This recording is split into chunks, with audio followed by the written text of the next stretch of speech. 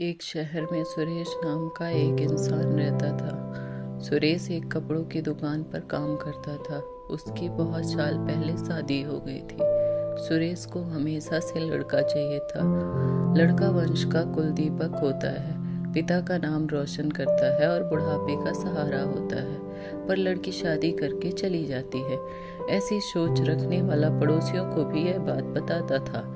शादी के कुछ साल बाद उसे 2 लड़के हुए। बड़े बेटे का नाम रवि और छोटे बेटे का नाम पंकज रखा। बाद में कुछ सालों बाद उसकी पत्नी का निधन हो गया। उसके बाद उसी ने उन दोनों बेटों का ख्याल रखा। समय बीता और उसके दोनों बेटे बड़े हो गए और अब दोनों बेटे नौकरी कर रहे थे। दोनों की शादी भी हो गई थी। शादी होने के बाद भी वह सब एक साथ ही रहते थे।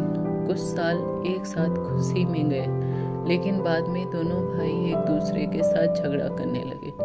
दोनों बहुओं में छोटी छोटी बातों पर मतभेद होने लगा। यह सब देखकर सुरेश को बहुत बुरा लगा।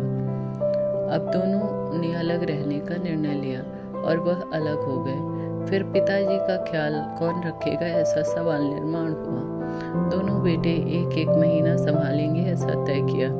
सुरेश एक बेटे के साथ 1 महीने के लिए रहने लगा, फिर दूसरे बेटे के साथ 1 महीने। ऐसे उसका बंटवारा हुआ। पर जैसे जैसे वक्त बीतता गया वैसे वैसे बहुओं और बेटों में सुरेश को लेकर झगड़ा होने लगा। दोनों बेटों के घर में झगड़े का कारण सुरेश रहने लगा। यह बात सुरेश को अच्छे से समझ आई थी। अब सुरेश को पुरानी यादें याद आने लगी। उसने जिंदगी में कितनी बड़ी गलती की थी, यह उसे अब समझ में आ रही थी। पर अब इसका क्या फायदा। आखिर दोनों बेटों ने पिताजी को वृद्धाश्रम भेजने का निर्णय लिया।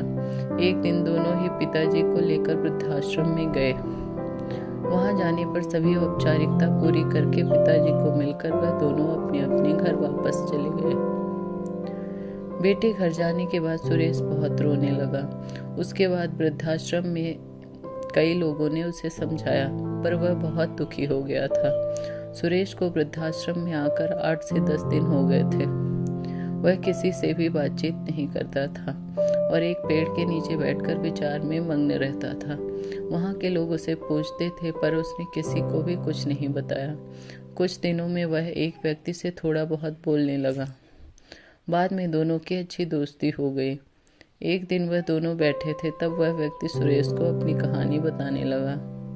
वह बोला कि मुझे एक बेटा है। वह मेरे साथ छोटी छोटी बातों पर झगड़ा करता था। इस बात को मैं बहुत ऊब गया था। उस वजह से मैंने वृद्धाश्रम में रहने का निर्णय लिया। मुझे कभी कभी लगता था कि मुझे बेटों के साथ एक बेटी भी होती तो कितना अच्छा होता। कदाचित आज वह मेरे बुढ़ापे की लाठी बन सकती। उसका बोलना सुनकर सुरेश और ज्यादा दुखी हो गया और वह बहुत गहरे विचारों में खो गया। सुरेश को दुखी अवस्था में देखकर उसके दोस्त ने इंसान से पूछा, आप क्या सोच रहे हो? आपके सामने देखो, उस दिखने वाले 2 व्यक्तियों में से एक हमारे वृद्धाश्रम के मालिक हैं। उनका नाम गोपाल सेठ और उनकी बेटी का नाम श्रुति है। वृद्धाश्रम का सारा काम उनकी बेटी संभालती है। गोपाल सेठ इनको एकमात्र बेटी थी। बेटी माँ और पिताजी से बहुत प्यार करती है। उतना ही प्यार वह वृद्धाश्रम के हर एक व्यक्ति से करती है। सुरेश सिर्फ उसकी तरफ देखते ही रह गया और उसका मन और भी ज्यादा दुखी होने लगा। रात होने लगी थी। हर एक वृद्ध अपने अपने रूम में जाने लगे। सुरेश भी उसके रूम में जाता है। रात का खाना जल्दी खाकर सब लोग सो जाते हैं। सुरेश को उसका भूतकाल याद आता था। सुरेश की शादी होने के बाद उसे पहली बेटी हुई थी। उस वक्त उसे बहुत गुस्सा आया था। पत्नी के मना करने के बाद भी गुस्से में उसने बेटी को उठाया और दूर जाकर कहीं छोड़ आया। पर अब पश्चाताप करने के सिवाय रास्ता भी नहीं था। सुरेश को रात भर नींद नहीं आई। दूसरे दिन वृद्धाश्रम में एक छोटा सा प्रोग्राम था। हर एक जन जल्दी उठता है और अपने अपने काम में लग जाते हैं। दोपहर को सब लोग हाल में एकत्रित हुए। गोपाल सेठ और श्रुति भी आए। वहां पर प्रोग्राम चालू था, तब गोपाल सेठ का ध्यान 2-3 बार सुरेश की तरफ गया। सुरेश उनको बहुत उदास बैठा हुआ दिखा। उनको लगता है कि शायद उसकी तबीयत अच्छी नहीं होगी। प्रोग्राम खत्म होने के बाद वह सुरेश से बात करने के लिए उनके पास जाते हैं। वह सुरेश के दुखी होने का कारण पूछते। तभी सुरेश बहुत रोने लगा और थोड़ी देर बाद वह अपनी पूरी कहानी उनको बताता है कि मुझे भी पहले बेटी हुई थी, पर मुझे बेटी नहीं चाहिए थी, इसलिए मैं गुस्से में आकर उसे छोड़ आया। आज जब मैंने आपको आपकी बेटी के साथ देखा तभी मुझे समझ आया कि बेटी कितना प्यार करती हैं। मेरी बेटी भी मेरे साथ होती तो मुझे यहाँ वृद्धाश्रम में रहना नहीं पड़ता। मेरे दोनों बेटों ने मुझे दुख के सिवा कुछ भी नहीं दिया। मैंने किए हुए पापों की सजा आज भुगत रहा हूँ। सुरेश की यह सब बात सुनकर गोपाल सेठ को मन में बहुत दुख हो रहा था। दुखी होकर वो सुरेश को बोलते हैं कि यह मेरी बेटी नहीं है, मुझे यह नदी किनारे मिली थी। मैं उसे घर ले आया और बहुत प्यार से बड़ा किया। मैं और मेरी पत्नी उससे बहुत प्यार करते हैं और वह हम दोनों से भी उतना ही प्यार करती है। पूरी कहानी सुनने के बाद सुरेश बोलता है कि मैंने मेरी बेटी को भी नदी के किनारे मंदिर के पास छोड़ा था। यह सुनकर गोपाल सेठ को थोड़ा गुस्सा आया और वह वहां से निकलने ही वाले थे। तभी उसी वक्त वह सुरेश से पूछते हैं, आपकी बेटी का बर्थमार्क आप बता सकते हो क्या?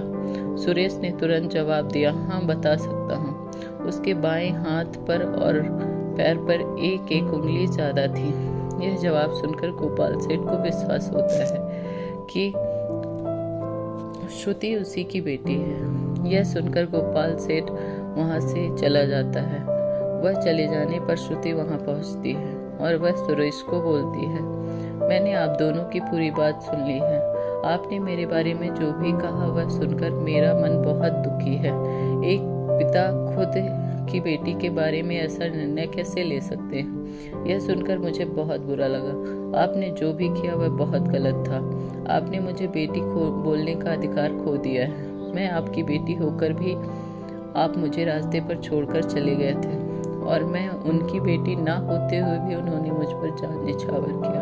इसलिए वही मेरे सच्चे पिता हैं। आप इस वृद्धाश्रम में रह सकते हैं, पर आज आपने उनके सामने जो बोला है वह फिर कभी भी उनके सामने मत बोलिएगा, क्योंकि आज तक मैंने उनको इतना दुखी कभी भी नहीं देखा। इतना बोलकर श्रुति वहां से चली गई। सुरेश सिर्फ आंखों में आंसू लाकर उसकी तरफ देखता रह गया और अपने नसीब को दोष देता रह गया। दूसरे दिन सुबह किसी को भी ना बताते हुए सुरेश वृद्धाश्रम छोड़कर चला गया। अगर आपको हमारी स्टोरी बेटी पराया धन अच्छी लगी हो तो अपने दोस्तों के साथ भी शेयर कीजिए और कमेंट में ज़रूर बताइए कि कैसी लगी हमारी ये कहानी।